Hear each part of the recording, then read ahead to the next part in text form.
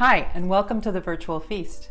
My name is Giulia Bernardini. I'm the founder of Wonderfeast, a boutique travel company that takes small groups of inquisitive art, food, and culture lovers to Europe for unforgettable on-site seminars. Today we're going to discuss what's in a brushstroke. In the mid to late 1800s in France, certain works of art were met with utter horror by the art-buying public. Why? Edward Manet's Olympia, for example, is now enshrined in the famed Musée d'Orsay. Here we are discussing it during a Paris seminar in 2019. But in 1863, critic Jules Castagnari thundered, "The outrageous subject matter of Olympia, its garish colors, its poor unfinished technique are, in my mind, the antithesis of art." About Monet's now iconic Impression Sunrise, Leroy snarkily wrote, "What freedom, what ease of workmanship.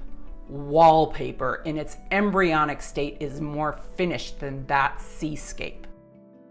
Or take Albert Wolff of Le Figaro on a show at the Galerie Durand-Ruel. There has just been opened at Monsieur Durand-Ruel's an exhibition of what is said to be painting. 5 or 6 lunatics, of whom one is a woman, have chosen to exhibit their work. There are people who burst into laughter in front of these objects. Personally, I am saddened by them.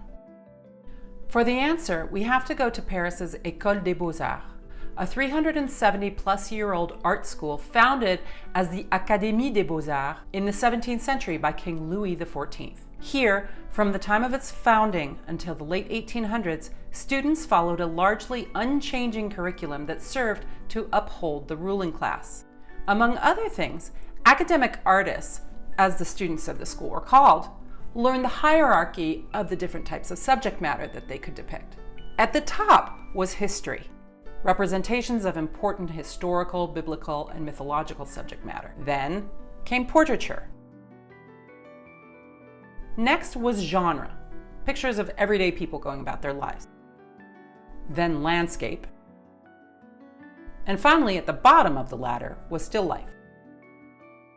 They studied the ancient masters to learn how to achieve chiaroscuro, the subtle contrast of light and dark that suggests three-dimensionality. And finally, they learned to create works with impeccable fini, a high level of polish or finish, bearing few to no traces of the brushstrokes made to execute them.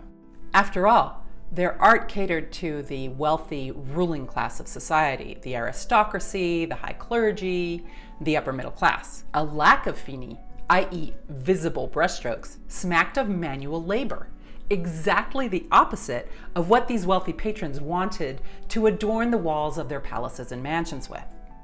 Is it any wonder then that most members of the art-buying public were repulsed by the paintings by these so-called artistes indépendants, the independent, non-academic artists? Instead of biblical, mythological, or major historical events, they saw scenes of contemporary life with little to no clear object of focus, and that seemed heavily influenced by that newfangled invention of photography.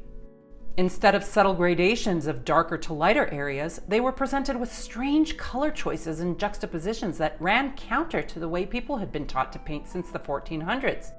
And instead of a high level of fini, they couldn't help notice defiantly unfinished, highly visible brushstrokes.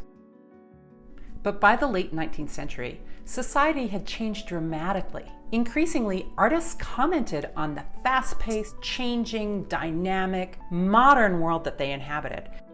French and foreign artists alike began to look elsewhere beyond just the École des Beaux-Arts as the place for their training. Those subversive brushstrokes had dealt a lasting blow.